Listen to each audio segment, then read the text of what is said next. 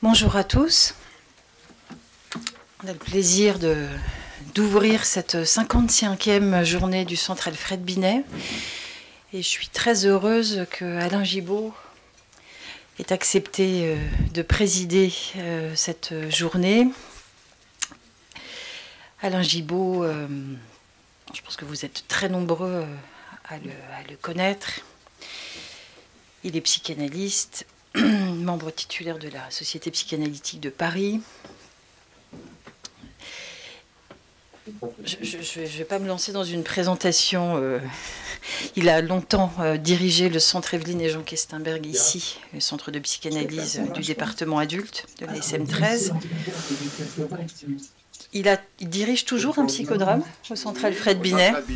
Celui de René Dietkin. Voilà, enfin, qui fut celui de René Dietkin. Oui, qui a été créé en 1972. Alors ça donne une idée du temps que j'ai passé et que je continue à passer à la SM13 et au centre Alfred Binet. Voilà. Et puis c'est vrai qu'autour de ce thème des images, du dedans, du dehors, ton nom s'est imposé à nous comme une évidence. Donc, et tu m'as glissé que à la première passe de lecture des textes qui t'avaient été adressés, tu avais l'impression que voilà, on aurait bien des choses à partager aujourd'hui. Donc voilà, donc je suis très heureuse de ça.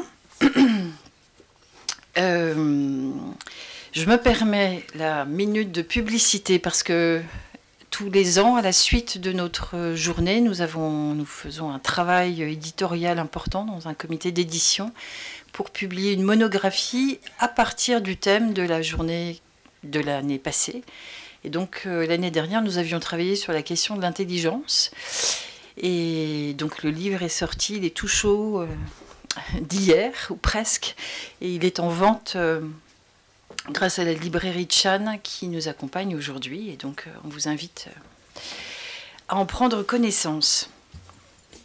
Alors je vais commencer par introduire cette journée.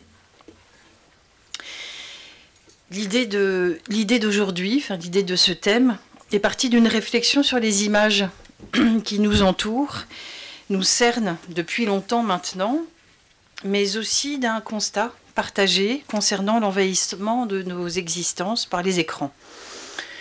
Dans un mouvement paradoxal d'accélération, le dispositif moyenâgeux du confinement a été l'occasion de les installer un peu partout dans le paysage. Source de confusion des espaces privés et publics, du travail aux sphères de l'intime, les familles nous racontent des scènes curieuses où la salle de bain se transforme en bureau, les patrons prennent leurs aises dans les foyers, dans une indifférenciation spatio-temporelle. Alors dans un mouvement d'identification à ce que peuvent éprouver les enfants, notamment les plus jeunes d'entre eux, nous pouvons nous représenter des quiproquos à l'origine d'équivoques dans leur environnement, incarnés par des figures dont les rôles et fonctions se meuvent au gré du déroulement d'une scansion devenue imprévisible. Enfants comme adultes se trouvent assaillis de perceptions sonores et visuelles, les scènes deviennent interchangeables, la temporalité plus floue. Face à un écran, je dis on, mais enfin, après tout, je peux peut-être parler plus personnellement. Je me trouve en tout cas, moi, conduite à me retrouver en bidimensionnalité, à risque de perdre toute épaisseur corporo-psychique de ma pensée, mais peut-être de la pensée aussi pour les autres, dans une forme d'adhésion à la surface, fragilisant la représentation de l'objet, tout comme la triangulation et la temporalité. Il convient de différencier certaines images de l'extérieur, prêtes à la consommation, des images du rêve, du fantasme, qui, eux, sont en 3 dimensions.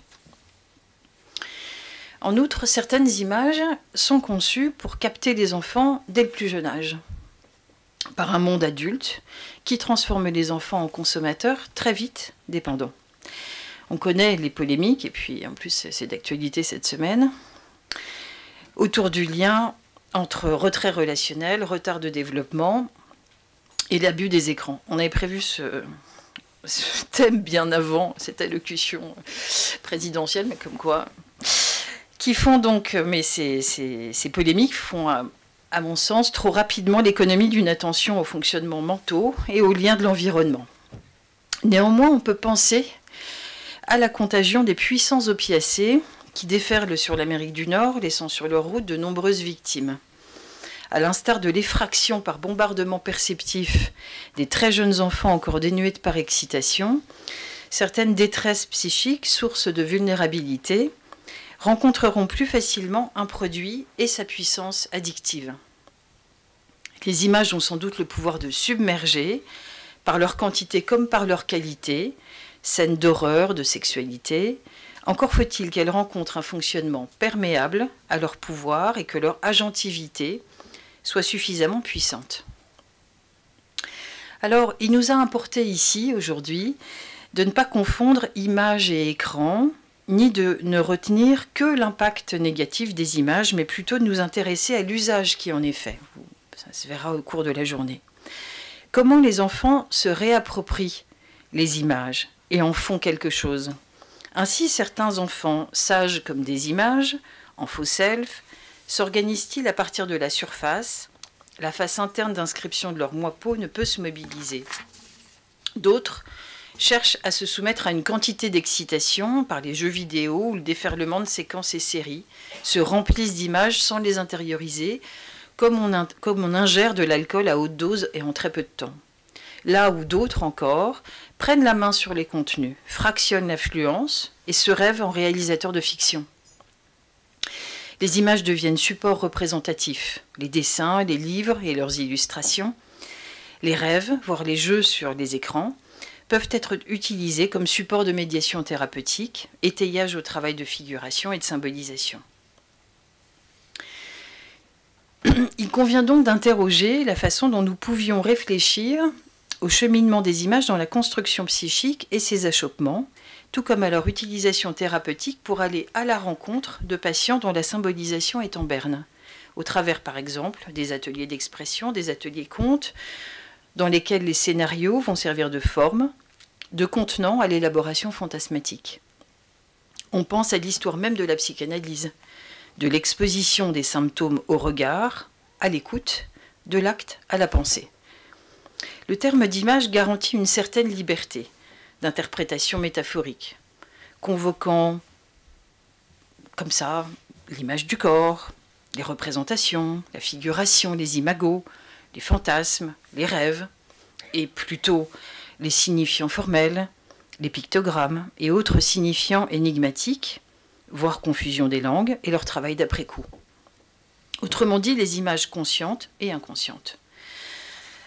Ce terme renvoie également à la dynamique affective, projective et introjective, au fondement de la construction corporo-psychique, à la construction des limites, des enveloppes, au trouvé créé, au contenant de pensée à construire, avant d'en décondenser les contenus, sans oublier le rôle structurant de l'objet dans sa réalité, au temps les plus précoces de la naissance de la vie psychique, de la symbolisation primaire en double.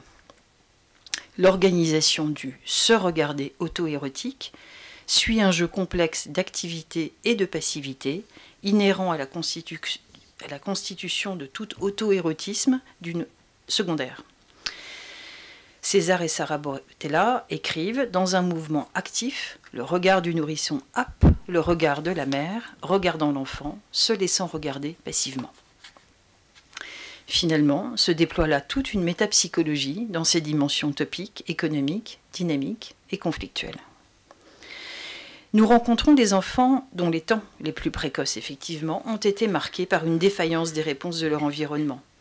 Incapables de répondre à la pulsionnalité propre à la première enfance, avec toute l'attention, la contenance et l'accueil suffisant. Le récit de certains parents est lui-même fait de représentations, d'images qui s'imposent dans un récit sans l'épaisseur de leur histoire, qui paraît déserté, sans rêverie. Le roman familial fonctionne non plus alors comme fantasme, mais comme un agir dans certaines histoires d'exil, ou recours technologique, d'assistance médicale à la procréation par exemple, ou d'adoption. Il semble qu'il manque alors d'images du dedans pour être parent, des mères ayant bercé automatiquement leur bébé, Les procédés autocalmants ne peuvent prendre en charge le pulsionnel en elles comme chez leurs tout-petits. Le travail thérapeutique consistera en une forme de réanimation de la relation à la recherche de la construction d'autres images sur le chemin de la symbolisation. Partant, nous en arrivons donc à la question du jeu avec les images et les représentations.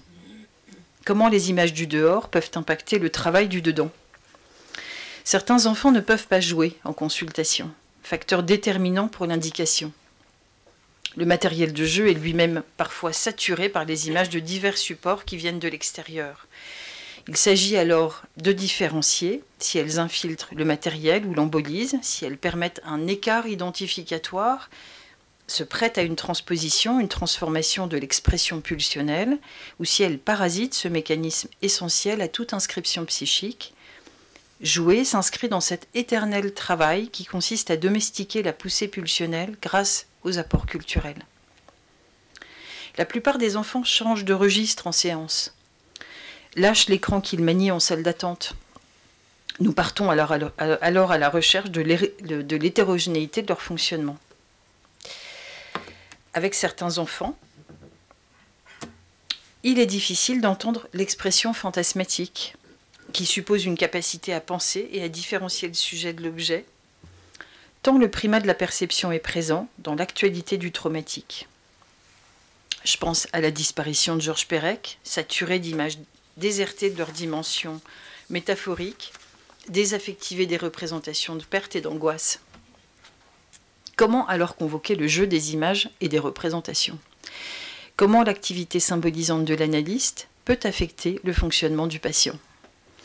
La rêverie et la capacité de régression du thérapeute sont parfois attaquées par la quantité, mettant à l'épreuve ses fonctions de parexcitation, requérant l'hallucination négative.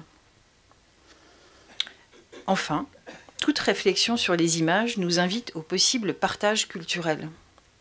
La construction de nos modèles et pratiques thérapeutiques, la façon dont nous sommes amenés à travailler ensemble, nous convie à interroger la façon dont nous nous représentons nos patients. L'image favorise l'ouverture à plusieurs modalités d'expression qui passent par le corps, le geste, la sensorialité et d'autres formes d'associativité pour revenir enfin à la parole.